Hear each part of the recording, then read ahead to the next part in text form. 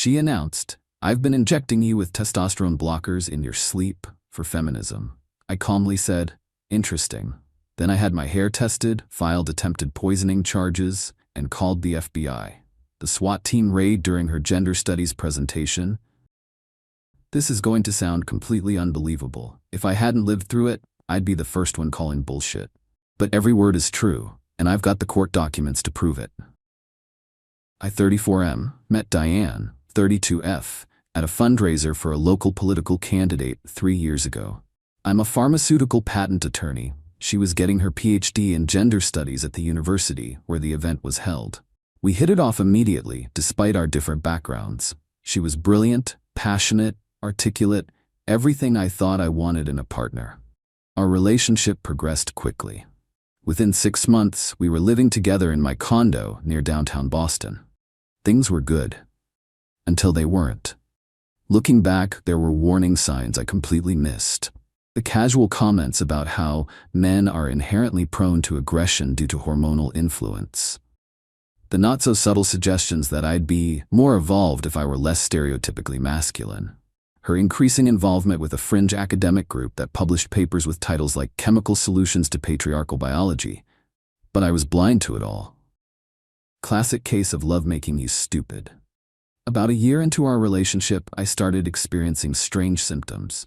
Fatigue, brain fog, decreased muscle mass despite maintaining my workout routine, low libido, mood swings. I initially chalked it up to stress. I was working on a major case involving patent infringement for a blockbuster drug, putting in 70-hour weeks. When the symptoms persisted, I saw my doctor. Blood tests showed my testosterone levels were abnormally low for my age. He suggested testosterone replacement therapy, but wanted to investigate why my levels had plummeted before starting treatment. Have you been exposed to any endocrine-disrupting chemicals? Changed your diet drastically? Started any new medications? He asked. None of the above. He ordered more tests, but nothing conclusive came back. I started the therapy, but oddly, my levels weren't responding as expected. It was like something was actively counteracting the treatment. Meanwhile, Diane had been acting strange. She seemed almost gleeful about my condition. She'd make comments like, "You're much nicer when you're not so amped up on testosterone," or "I love that you're getting in touch with your feminine side." I brushed these off as her academic perspective bleeding into our personal life. That was my first mistake. The revelation came during what was supposed to be a romantic dinner at our place. Diane had cooked, opened a bottle of wine, even lit candles. As we finished the meal, she seemed almost giddy. "I have something important to tell you," she said, refilling my wine glass. "Something exciting." I assumed she'd gotten news about her dissertation or landed a teaching position. Instead, what came out of her mouth changed everything. "I've been working on an independent research project," she began, her eyes bright with what I now recognize as fanaticism, examining the effects of reduced testosterone on behavioral patterns in cisgender males.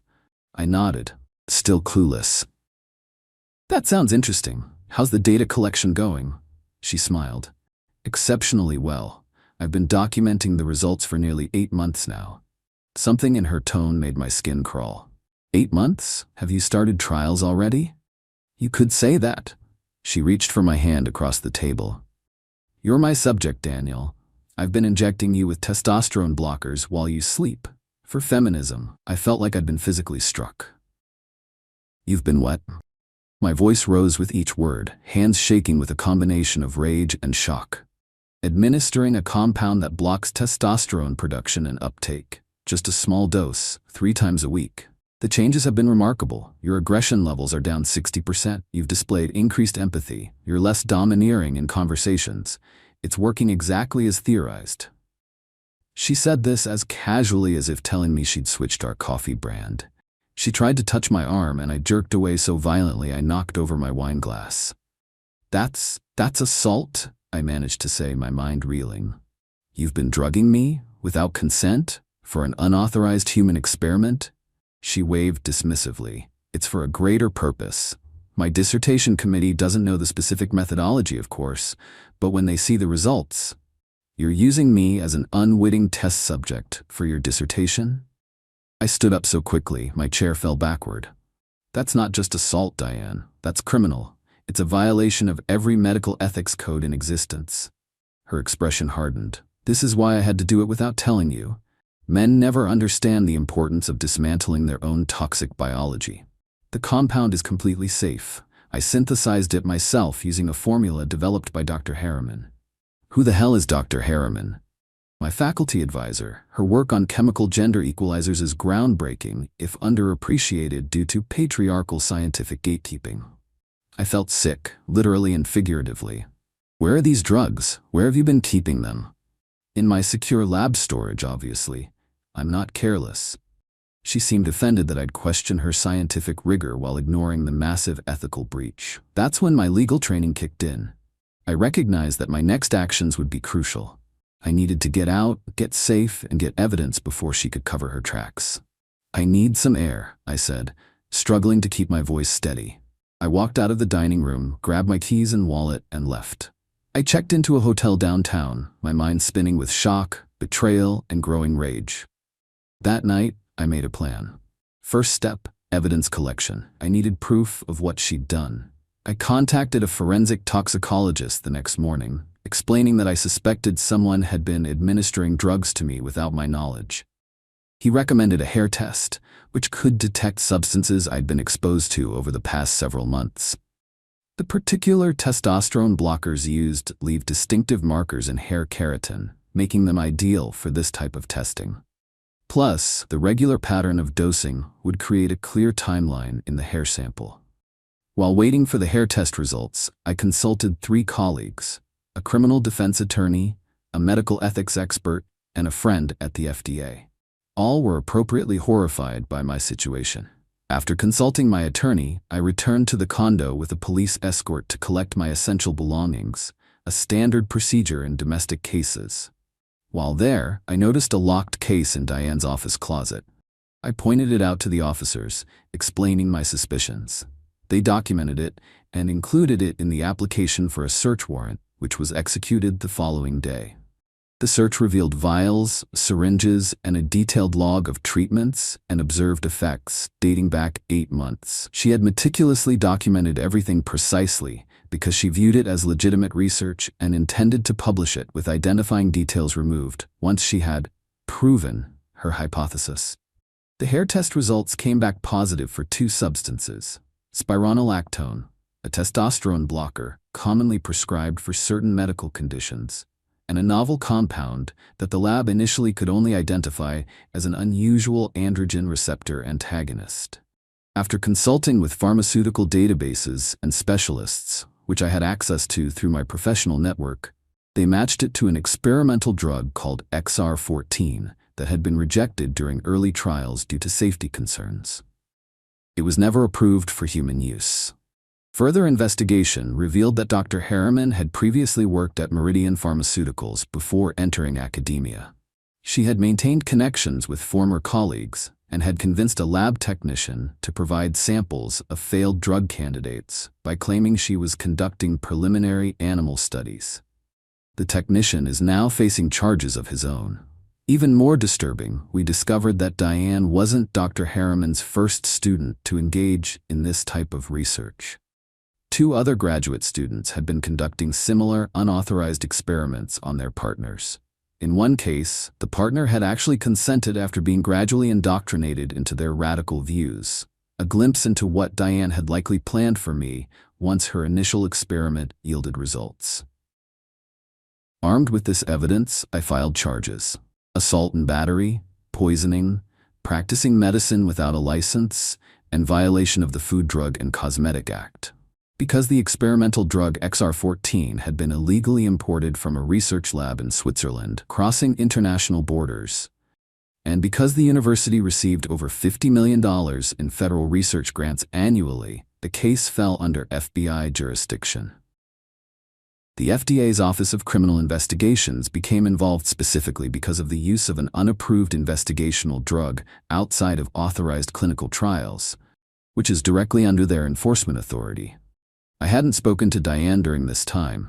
She'd been calling and texting incessantly, alternating between concern, anger, and attempts to justify her actions as necessary for important research. I documented everything but didn't respond. The investigation proceeded over the next 2 months, building an airtight case. The initial arrest was based on the known substances, while the investigation into the experimental drug and the wider conspiracy continued. Diane was scheduled to present her preliminary findings at a departmental symposium titled Chemical Interventions in Masculine Behavioral Modification, a Case Study. She'd actually sent me an invitation, apparently believing I'd either forgiven her or accepted her warped rationalization. The arrest team consisted primarily of FBI agents and local police, with 2 hazardous materials specialists accompanying them due to concerns about unknown substances. While not a full tactical team, they did come prepared with protective equipment, given the unknown nature of the chemicals involved.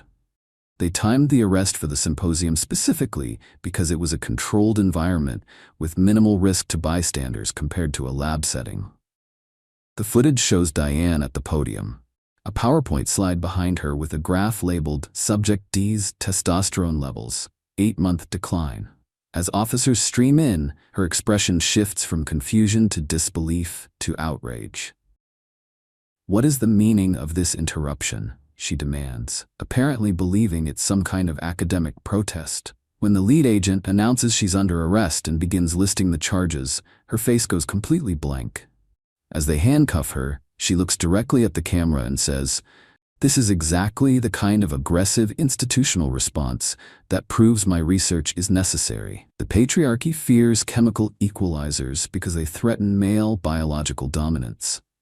They led her out past stunned faculty and students, some of whom were already frantically Googling the charges, putting together what her case study actually involved. The aftermath was a legal and academic earthquake. Dr. Harriman was immediately placed on administrative leave while the tenure revocation process began. Diane was suspended from the PhD program pending investigation, with formal expulsion coming after an emergency meeting of the Ethics Committee. The university initially tried to distance itself from Diane's actions, claiming she had acted entirely outside institutional knowledge. However, when my legal team discovered emails showing that another graduate student had previously reported concerns about Dr. Harriman's private research projects to the department chair, who had dismissed them without investigation, their position became untenable. Facing potential punitive damages for negligent oversight, their insurer pushed for settlement. As for Diane, she took a plea deal rather than face a public trial. She's currently serving a 4-year sentence in federal prison, followed by 3 years of supervised release. She's permanently banned from working in any research capacity or educational institution. I'm still dealing with the physical aftermath. My endocrinologist explained that the type of testosterone suppression I'd experienced would take 12 to 18 months to fully reverse, with some effects potentially being permanent. The combination of spironolactone and the experimental compound had not only blocked testosterone reception, but had also suppressed my body's natural production, essentially creating a temporary state of chemical castration. 6 months after stopping the exposure, I'm showing significant improvement, though my doctor projects a full hormonal rebalancing will take at least another year. The psychological impact has been harder to quantify. How do you trust again after something like this? How do you not question every drink, every meal, every person who has access to you when you're vulnerable? I've moved to a new condo in a secure building. I installed cameras everywhere. I bought a small safe for my bedroom where I lock up my drinks before going to sleep. It's paranoid, I know, but necessary for my peace of mind. I've also become an advocate for awareness about this type of abuse. It's more common than you might think, though usually not with such ideological motivations. My attorney says they've seen cases involving everything from partners administering psychiatric medications to control behavior, to performance-enhancing drugs given to teenage athletes by parents, to weight loss drugs slipped to spouses. The most chilling part of all this? Until that dinner, I had no idea. I trusted Diane completely. If she hadn't decided to reveal her research to me, apparently believing I'd be impressed or supportive once I understood her important work, she might have continued experimenting on me indefinitely. So if you've made it this far, take this away. If something feels off with your health, dig deeper. Document everything. And remember that abuse and control can wear many disguises, including the mask of academic research. Update: 6 months later, my health continues to improve, though the road to recovery is longer than initially hoped. I'm working with a therapist specializing in intimate partner abuse, which has been tremendously helpful. Diane's case has sparked a nationwide conversation about academic oversight and ethics in research. 3 universities have completely overhauled their IRB protocols as a direct result, implementing new safeguards specifically designed to detect shadow research conducted outside official channels. I received a settlement from the university, which I've used to establish a foundation for victims of similar abuse. We're working on improving detection protocols in emergency rooms and educating medical professionals about this emerging form of domestic abuse. And for those wondering, yes, I'm dating again slowly and cautiously. My current partner is a forensic accountant who finds my security measures perfectly reasonable. She brings her own sealed water bottle to restaurants too, so we're well matched in our informed paranoia. Life goes on, differently, but definitively forward. Final note: if you suspect someone is administering substances without your knowledge, get tested immediately. Hair tests can detect exposure from months ago, long after blood or urine tests would come up clean. Trust your instincts. If something feels wrong with your body or mind, listen to that feeling.